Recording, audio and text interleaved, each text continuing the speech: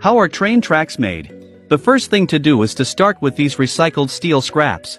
They are picked up using electromagnets and placed into this giant hopper, where they are then emptied into an electric arc furnace using a crane.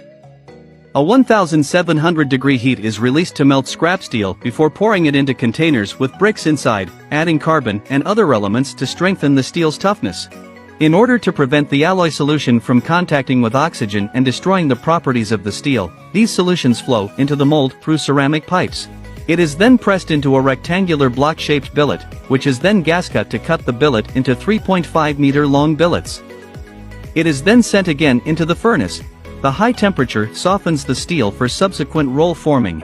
The heated billets are fed into a roller press, which stretches each billet to 4 times its original length. They will cut the long, thin billet into 4 sections. The cut billets are sent to another furnace for reheating.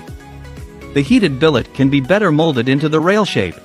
For a long time in the past, the shapes of railways in different countries around the world were different, so when the train was running on different tracks, it was necessary to replace the wheels. Until the early 20th century, the T-rail gradually became the world standard. Each rail is rolled through 3 roller presses, and then a circular saw is used to cut 30 centimeters off the ends of the rails so they are at right angles, and the rails are placed. After cooling to 400 degrees, workers will stack them in cooling boxes for 24 hours until the temperature cools to 80 degrees Celsius. After 24 hours, the track passes through the first rolling machine, which straightens the rail vertically, while another machine straightens it horizontally. Because the rails will bend a bit after going through the previous heating, shaping and other processes.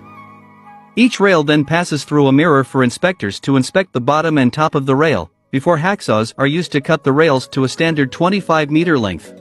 Finally, a random sample is taken to check that the rails are the correct size and marked with a batch number.